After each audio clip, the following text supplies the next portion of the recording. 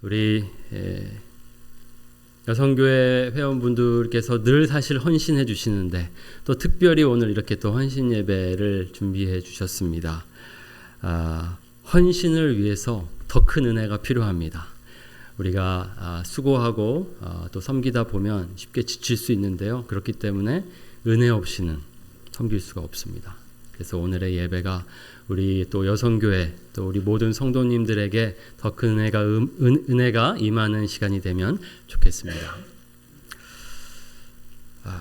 오늘 룻기를 함께 살펴보려고 합니다. 아주 짧게 이렇게 살펴볼 텐데요. 이 룻기를 통해서 우리가 신앙생활을 배울 수 있습니다. 신앙생활은 무엇인지. 룻기를 통해 보게 되는 신앙생활이란 이렇게 요약할 수 있습니다. 헤세드 라이프. 이 헤세드라는 말을 우리가 좀 이해해야 합니다. 히브리어이기 때문에 우리에게 익숙하지 않지만 또 여러분들도 들어보신 분들도 계실 것입니다. 헤세드. 굉장히 중요한 단어인데요. 이 헤세드라는 것이 히브리어인데 그러니까 구약 성경에 많이 등장하겠죠. 총 270번 등장합니다. 이 단어가. 하나님의 성품을 가장 잘 보여주는 단어라고 볼 수 있는데요. 그 단어가 이렇게 한글로는 번역이 됩니다. 사랑, 자비, 은혜, 선대, 인애, 인자. 왜 이 한글 단어로는 여러 가지로 번역이 됐을까요? 이 헤세드라는 말이 한 단어로 번역하기가 어렵기 때문입니다. 영어로도 마찬가지고요. 한 단어로 번역하기에는 너무 큰 단어이기 때문에 이렇게 어떤 상황에 따라 이런 단어들을 사용해서 또 번역하게 되었습니다. 사랑, 자비, 은혜, 선대, 인애, 인자. 하나님을 잘 보여주는 성품들입니다. 하나님이 누구신지. 대표적으로 시편 136편 1절입니다. 여호와께 감사하라. 그는 선하시며 그 인자하심이 영원함이로다. 인자하신 하나님. 그것이 바로 헤세드의 하나님이십니다. 그래서 여기서 인자가 이 원어로 보면요. 헤세드입니다. 이 헤세드가 바로 이 룻기의 핵심 키워드입니다. 우리가 이 나오미와 룻의 이야기로 이 룻기를 봅니다. 그래서 이것을 보면서 이 성경은 이 룻기는 우리에게 무엇을 알려주는가, 무엇을 가르쳐 주는가, 그 교훈을 찾을 때에 우리가 잘못하면 이렇게 이해할 수 있습니다. 시어머니를 극진히 모신 며느리의 이야기. 그래서 우리에게 부모를 공경하라. 그런 말씀을 우리가 생각할 때에 떠오르는 이 성경이 룻기가 아닐까 이렇게 생각할 수 있습니다. 그래서 항상 어버이 주일이나 이럴 때 우리가 룻기를 많이 이렇게 나누게 되는데요. 여러분들도 많이 들어보셨을 텐데요. 단지 이것이 나오미와 룻의 시어머니와 며느리 사이에 어떤 끈끈한 의리, 어떤 사랑의 이야기일까? 그 이상입니다. 그것으로만 보는 것은 아주 피상적으로 룻기를 보는 것입니다. 더 깊은 뜻이 있고요. 그 안에는 신앙의 핵심이 들어가 있습니다. 그것을 헤세드 라이프를 우리에게 보여준다라고 할 수 있습니다. 바로 우리는 나오미와 룻의 이 모습을 통해서 우리가 어떻게 신앙생활을 해야 하는지, 신앙이란 무엇인지를 배울 수가 있습니다. 크게 두 가지로 보도록 하겠습니다. 헤세드 라이프란 이런 원리를 가지고 있습니다. 첫 번째, 타인의 고통을 덜어주는 삶입니다. 이것이 헤세드 라이프입니다. 두 번째, 하나님께 딱 붙어있는 삶입니다. 타인의 고통을 덜어주는 삶, 하나님께 딱 붙어있는 삶. 이것이 바로 헤세드 라이프입니다. 우리가 말씀을 통해서 어떻게 그러한 모습을 볼 수 있는지 확인할 수 있는지를 보도록 하겠습니다. 우리가 룻기를 보려면요, 좀 배경을 잘 이해해야 합니다. 그래서 항상 성경의 시작이 매우 중요합니다. 어떤 시대에 어떤 상황에 쓰여진 성경인지를 봐야 합니다. 그래서 룻기 1장 1절부터 4절을 보면요, 이 룻기의 배경이 아주 잘 나와 있습니다. 이 상황 속에서 나오미와 룻의 이야기로 들어가야 합니다.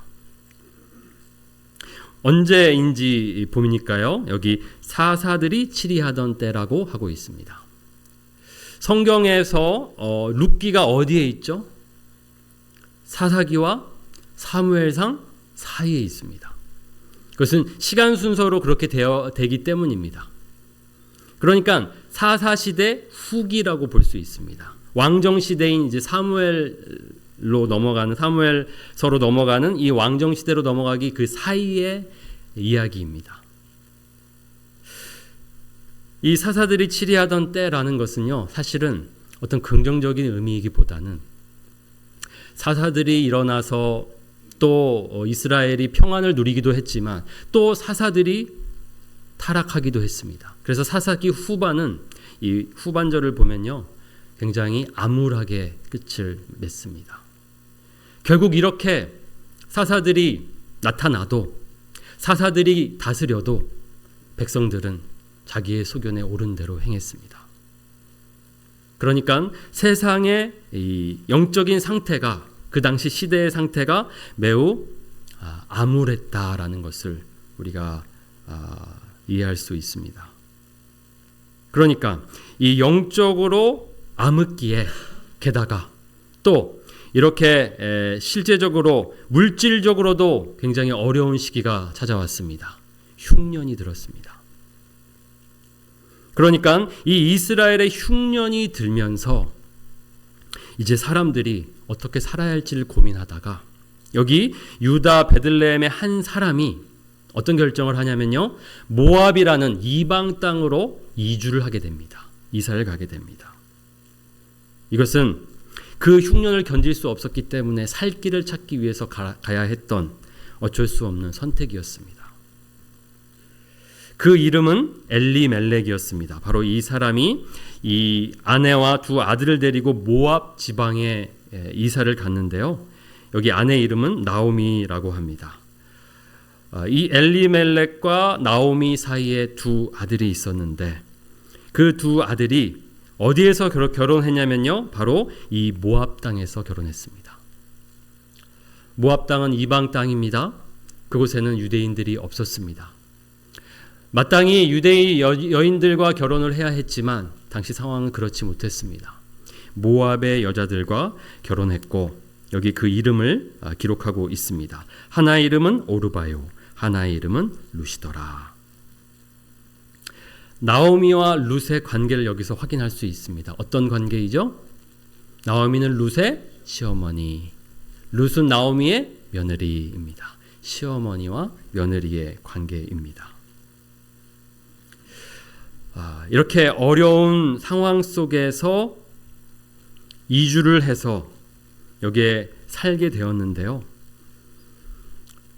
엎친 데 덮친 격으로 또 어려운 일을 만나게 됩니다. 바로 남편인 엘리멜렉이 죽습니다. 그리고 한 10년쯤 되었을 때, 그곳에서 지낸 지 10년쯤 되었을 때에는 두 아들이 죽습니다. 그러니까 나오미가 어떻게 되었습니까? 과부가 되었습니다. 그리고 그 두 아들과 결혼했던 이 며느리들도 과부가 되었습니다. 어려운 형편 속에서 겨우겨우 그곳에서 자리를 잡고 있었는데 남편을 잃게 되었고 또 아들들까지도 잃게 되었습니다. 나오미의 심정이 어땠겠습니까? 얼마나 어려운 시간을 보냈겠습니까? 그러한 상황 속에서 지금 오늘의 말씀을 우리가 보게 됩니다. 나오미가 어떤 결정을 하고 어떻게 며느리들에게 말하는지 그 대화를 우리가 보게 되는데요, 그 대화 속에서 나오미와 룻에게서 우리는 헤세드 라이프를 엿보게 됩니다. 헤세드 라이프, 그 첫 번째를 타인의 고통을 덜어주는 삶이라고 했습니다. 그것이 바로 신앙생활입니다. 타인의 고통을 덜어주는 것. 먼저 나오미의 모습에서 우리가 그것을 찾아볼 수 있습니다. 나오미가 남편을 잃었습니다. 아들들을 잃었습니다. 그때 마침 이제 이스라엘에 이제 다시 흉년이 지나고 다시 음식을 먹을 수 있다고 해서 이제 나오미가 그 고향으로 돌아가려고 했습니다. 처음에는 자연스럽게 이제 며느리들과 함께 돌아가려고 했는데 가다 보니까 생각이 났습니다.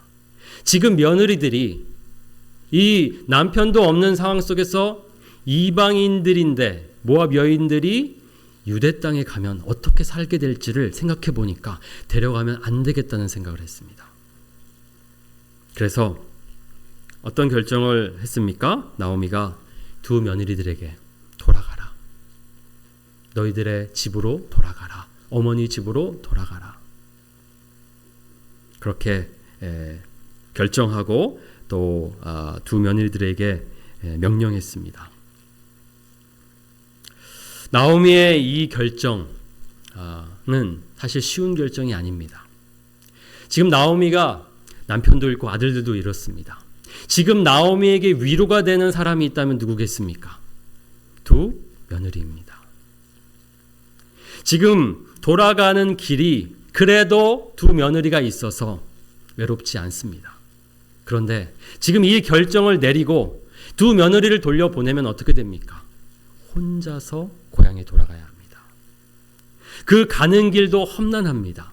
홀로 그 길을 걸어가야 하고요. 또 이제 그 베들레헴 그 고향으로 돌아가 살 때에 또 얼마나 많은 사람들이 그녀를 또 비난하겠습니까? 그러니까 나오미에게 어쩌면 이 두 며느리들은 큰 위로가 되었던 존재였습니다. 그런데 이런 결정을 내립니다. 돌아가라. 그것은 자신을 생각해서가 아닙니다. 누구를 생각했기 때문에 그런 결정을 했습니까? 두 며느리를 생각했기 때문입니다. 나의 고통에만 집중했다면 이런 결정 내릴 수 없습니다. 너무나도 이 과부의 심정을 잘 알았기 때문에, 그리고 이방 땅에서 살아가는 삶이 얼마나 고단한지를 알았기 때문에 이 며느리 입장에서는 베들레헴으로 들어오는 것이 이방 나라에서 그들에게는 외지인 곳에서 사는 것입니다. 그러니까 자기가 살아본 삶이기 때문에 그 며느리들이 그곳에서 살아가게 될 삶을 가늠할 수 있었습니다. 지금 나오미는 타인의 고통을 덜어주려고 이런 결정을 내렸습니다. 두 며느리의 고통을 이해했기 때문에, 그 아픔을 알았기 때문에 그 아픔을 덜어주기 위해서 돌아가라고 했습니다. 이렇게 권면합니다. 내 태중에 너희의 남편 될 아들들이 아직 있느냐? 없습니다. 그러니까 이것은 이제 생각해 보라는 것이죠. 더 이상 내가 자식을 낳을 수 없다면 당시에는 만약에 이 여인들이 남편을 잃게 되면 그 동생을, 그 형제를 남편으로 모시게 됩니다. 그런 어떤 문화를 가지고 있었기 때문에 만약에 동생들이 있다면 그들이 남편이 됩니다. 그런데 동생은 없습니다. 그리고 오늘 밤에 남편을 두어 아들들을 낳는다 하더라도 너희들이 어찌 그들이 자라기를 기다리겠느냐? 지금 가능성으로 보자면 가능성이 없다. 그러니까 곧 너희들은 평생 과부로 살아야 한다는 말입니다. 그러니까 이런 결정을 내리는 것입니다. 어찌 남편 없이 지내겠다고 결심하겠느냐? 내가 그렇게 살라고 하겠느냐? 고통이 눈앞에 있다는 것을 뻔히 아는데 내가 어떻게 너희들을 데려가겠느냐? 돌아가거라. 난 너희로 말미암아 더욱 마음이 아프도다. 나오미는 다른 사람의 고통을 이해하는 사람이었습니다. 이것이 바로 멋진 신앙의 모습입니다. 다른 사람의 고통을 알고 그 사람의 고통을 덜어주려고 하는 자, 그들에게 위로가 되어주고 그들의 삶을 세워주고 회복시키는 자, 그것이 바로 하나님의 백성입니다. 하나님의 자녀들입니다. 나오미는 바로 지금 그 헤세드의 삶을 우리에게 보여주고 있습니다. 그 며느리들에게 인자를 베풀고 있습니다. 자비를 베풀고 있습니다. 은혜를 베풀고 있습니다. 그리고 여기에 이제 룻의 모습을 보면요, 또 룻에게도 이 헤세드의 모습이 있습니다. 이 나오미가 돌아가라고 했습니다. 두 며느리에게 돌아가라고 했는데 어떻게 했습니까? 두 며느리 중에 한 명은 돌아갑니다. 그런데 다른 한 명, 룻은 돌아가지 않고 이렇게 나오미에게 말합니다. 16절 17절입니다. 내게 어머니를 떠나며 어머니를 따르지 말라고 돌아가라 강권하지 마옵소서. 어머니께서 가시는 곳에 나도 가고 어머니께서 머무시는 곳에서 나도 머물겠나이다. 어머니의 백성이 나의 백성이 되고 어머니의 하나님이 나의 하나님이 되시리니 어머니께서 죽으시는 곳에서 나도 죽어 거기 묻힐 것이라. 이것이 룻의 결정입니다. 그 길이 고난의 길일지라도 고통의 길일지라도 어머님과 함께 가겠습니다. 지금 룻에게는 누구의 고통이 보이고 있습니까? 바로 나오미의 고통이 보였습니다. 나오미는 룻의 고통을 보고 돌아가라고 했고 룻은 나오미의 고통을 보고 함께 가겠다고 했습니다. 가서 어머니가 머무는 곳에 나는 같이 있을 것이고 어머니께서 죽으시는 곳에서 나도 죽을 것입니다. 이것은 바로 그 어머니 나오미의 고통을 덜어주기 위한 결정이었습니다. 이방 여인이 유대 땅에 산다는 것은요, 그것은 고통을 자초하는 일입니다. 아웃캐스트. 그곳에서 계속 공격을 받을 것입니다. 저 이방인 하면서 그들과 함께 지낼 수 없도록, 그들 안에 들어오지 못하도록 계속 밀어낼 것입니다. 얼마나 힘든 삶일지. 그러나 자신의 고통은 생각하지 않고 지금 나오미의 고통만 생각하고 나오미의 고통을 덜어주기 위해서 함께 가겠다라고 하고 있습니다. 이것이 바로 헤세드의 모습입니다. 헤세드라는 것은요, 타인의 고통을 덜어주는 것입니다. 하나님께서 우리에게 헤세드를 보여주셨다는 것은 어떤 의미입니까? 우리의 고통을 외면하지 않으셨다는 뜻입니다. 그리고 우리의 고통을 덜어주시려고 무엇을 하셨습니까? 하나님의 아들을 내어주셨습니다. 우리를 찾아와 주셨고 만나 주셨고 우리를 구원해 주셨습니다. 하나님이 헤세드의 근원이십니다. 그리고 그 하나님을 믿고 따랐던 이 나오미는, 또 그 나오미가 믿는 하나님을 믿었던 룻은 그 헤세드의 은혜를 입고 헤세드의 삶을 살았습니다. 은혜를 받은 저와 여러분들은 은혜의 삶을 살아야 합니다. 은혜의 삶이란 은혜를 베푸는 삶입니다.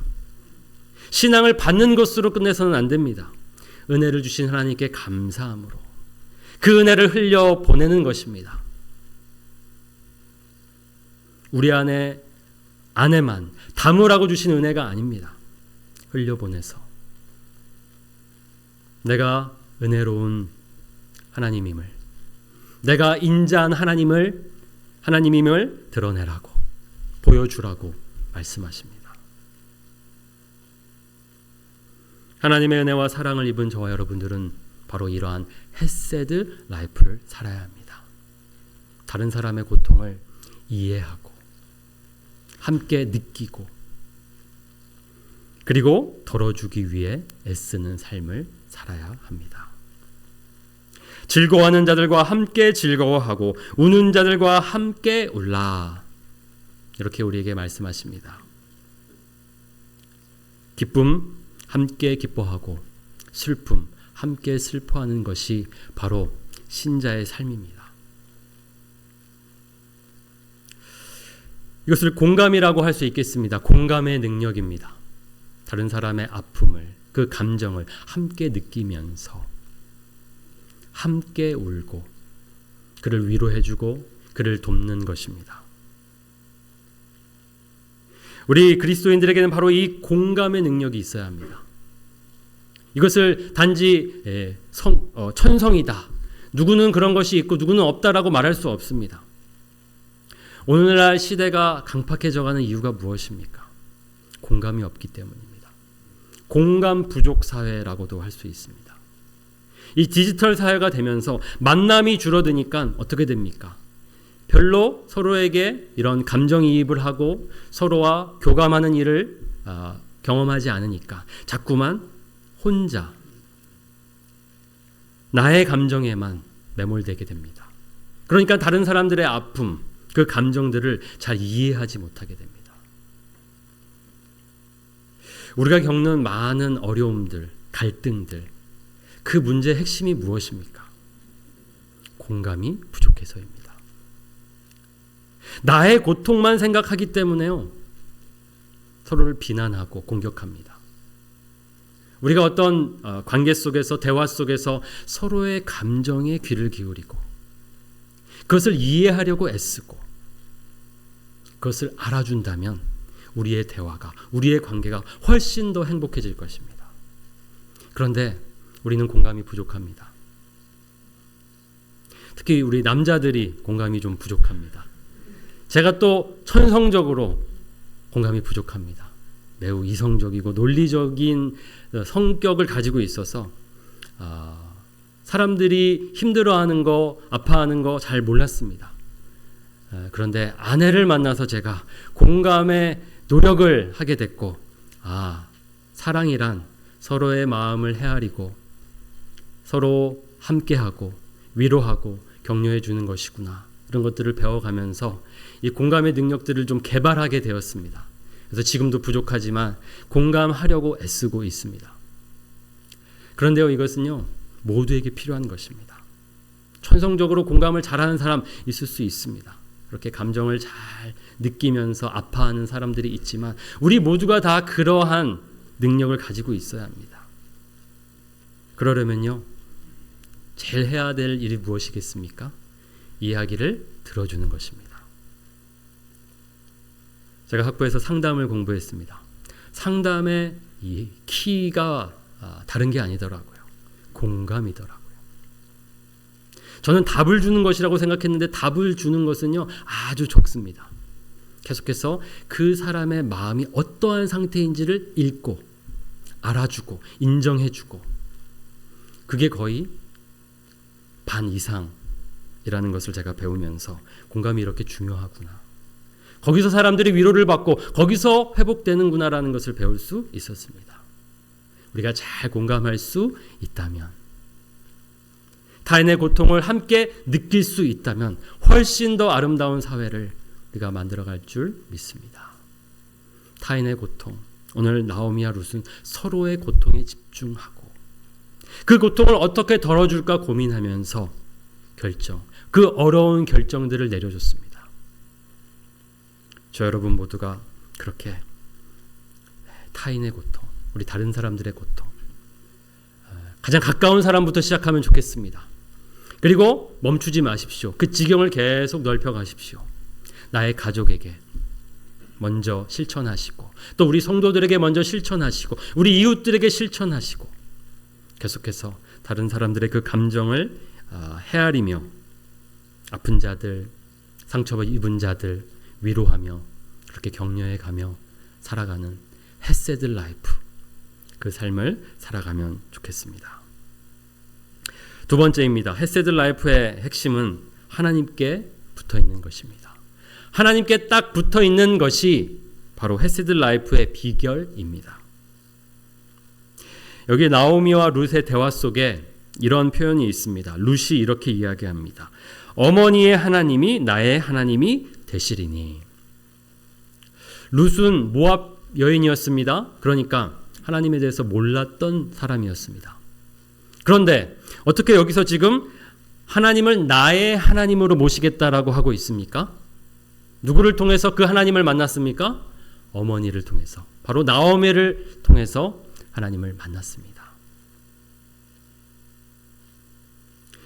그 하나님을 만나고 보니 내가 모압 땅에서 믿었던 그 이방신은 아무것도 아니었고 바로 하나님이, 그 헤세드의 하나님이 유일한 신이시며 내가 섬겨야 할 하나님이신 것을 알게 되었습니다.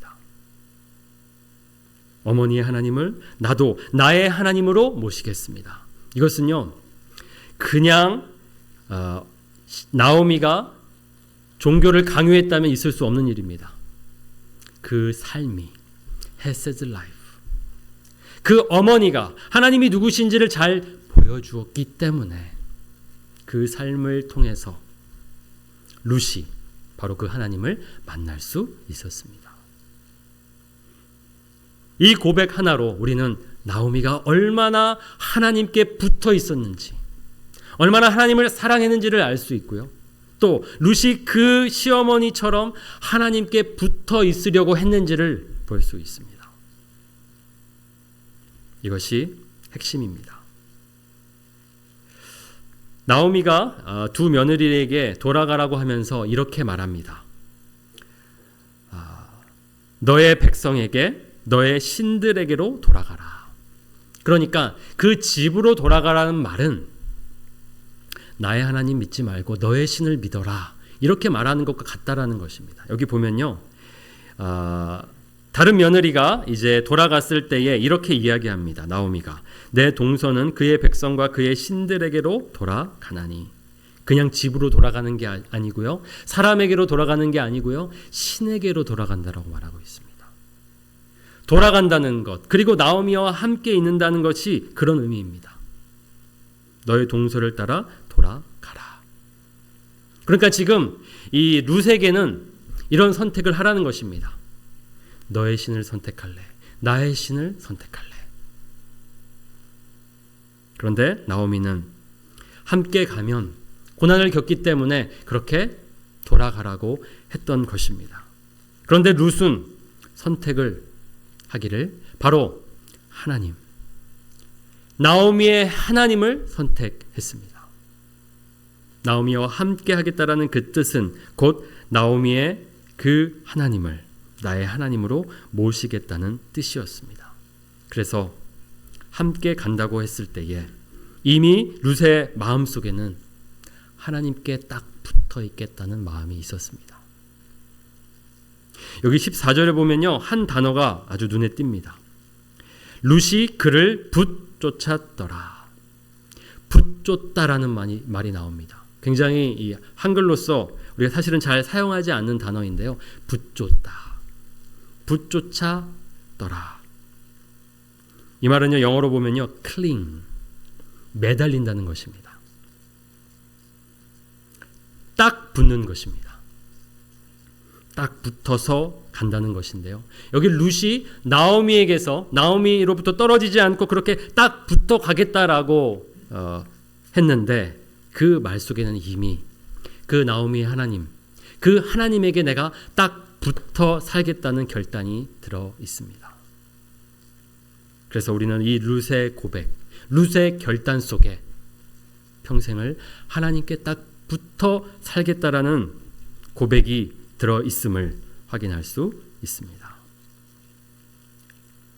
사실은 우리가 타인의 고통을 이해하고 덜어주려면요, 은혜를 먼저 받아야 합니다. 하나님이 우리에게 어떤 은혜를 주셨는지를 알아야만 다른 사람들을 그렇게 섬길 수 있습니다. 나오미가 헤세드의 삶을 살 수 있었던 것, 이 며느리들의 고통을 덜어주는 삶을 살 수 있었던 것, 은혜 받은 여인이었기 때문입니다. 룻이 그렇게 나오미의 고통을 이해하고 함께 아파하며 함께 살겠다고 했던 것은 바로 나오미를 통해서 하나님의 은혜, 그 은혜를 먼저 입었기 때문입니다. 계속해서 그런 삶을 살려면 계속해서 그 은혜를 받아야 합니다. 그 은혜를 기억하고 살아야 합니다. 결국 타인의 고통을 덜어주는 삶과 하나님께 붙어있는 삶이란 뗄래야 뗄 수 없는 것입니다.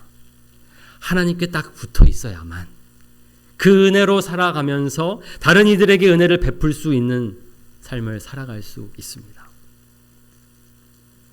그렇기 때문에 우리가 그저 하나님 다른 사람의 고통을 덜어주며 살겠습니다라고 결단해서는 결코 그런 삶을 살 수 없습니다. 그렇게 살려면 우리가 집중해야 할 것은 바로 하나님께 딱 붙어 있는 것입니다. 하나님이 어떤 분이신지를 경험해야 하고 또 하나님이 주신 그 은혜를 계속해서 받아 누려야만, 우리 안에 그 은혜가 채워져야만 다른 이들을 사랑하고 은혜를 베풀며 헤세드 라이프를 살아갈 수 있습니다. 예수님께서 말씀하셨습니다. 내 안에 거하라. 나도 너희 안에 거하리라. 가지가 포도나무에 붙어 있지 아니하면 스스로 열매를 맺을 수 없음 같이 너희도 내 안에 있지 아니하면 그러하리라. 예수님이 지금 무엇을 강조하고 계십니까? 붙어 있으라. 나에게 딱 붙어 있으라. 나를 붙잡거라. 그렇습니다. 우리는 스스로 열매를 맺을 수 없습니다. 타인의 고통을 헤아리는 것이요, 우리의 노력으로 할 수 없습니다. 우리에게는 그런 실력이 없습니다. 우리의 본성은 나의 고통, 나의 감정, 나의 이익에만 집중하게 되어 있습니다. 그러니까 우리가 갈등을 겪을 때에 내 얘기만 하게 됩니다. 내가 얼마나 상처를 입었는지만 보게 되는 것이죠. 다른 사람의 그 상처를 보지 못합니다. 그래서 우리가 하나님께 딱 붙어서 하나님이 우리에게 어떤 은혜를 주셨는지를 먼저 누리고 받아야만 그 은혜로 다른 사람들을 사랑할 수 있습니다. 언제나 하나님께 딱 붙어 살아가시는 저 여러분이 되기를 원합니다. 그렇게 살아갈 때에 오늘 이 나오미와 룻이 보여주는 이 헤세드 라이프, 그래서 다른 이들에게 또 하나님의 그 헤세드, 은혜를 흘려보내는 삶을 살게 될 줄 믿습니다. 우리 사랑하는 우리 여성교회 회원 여러분, 이미 많이 헌신의 삶을 살고 계십니다. 남을 섬겨주고 계시고요, 또 위로하고 계십니다. 그렇지만 포기하지 마십시오. 계속해서 그런 삶을 살아가시기 바랍니다. 여러분의 섬김과 그 수고가 지치지 않기를 원합니다. 그러려면 하나님께 딱 붙어 계셔야 합니다. 그래서 하나님이 주시는 그 은혜로 계속해서 아름다운 섬김을 보여주시고 또 그 섬김을 통해서 많은 또 우리 성도들이 하나님을 만날 수 있기를 바랍니다. 또 여성교회 회원 여러분뿐만 아니라 우리 모든 성도님들 헤세드 라이프를 살아가시기 바랍니다. 그것이 우리의 삶의 목표가 되어야 합니다. 우리는 하나님을 본받는 자 같이 살아야 합니다. 에베소서 5장 1절에서 2절 말씀 우리 함께 읽고 말씀을 마치도록 하겠습니다. 시작. 사랑을 받는 자녀같이 너희는 하나님을 본받는 자 되고 그리스도께서 너희를 사랑하신 것 같이 너희도 사랑 가운데서 행하라. 아멘. 저 여러분 모두가 이렇게 하나님의 그 헤세드를 삶으로 보여주는 헤세드 라이프를 살아가시기를 바랍니다.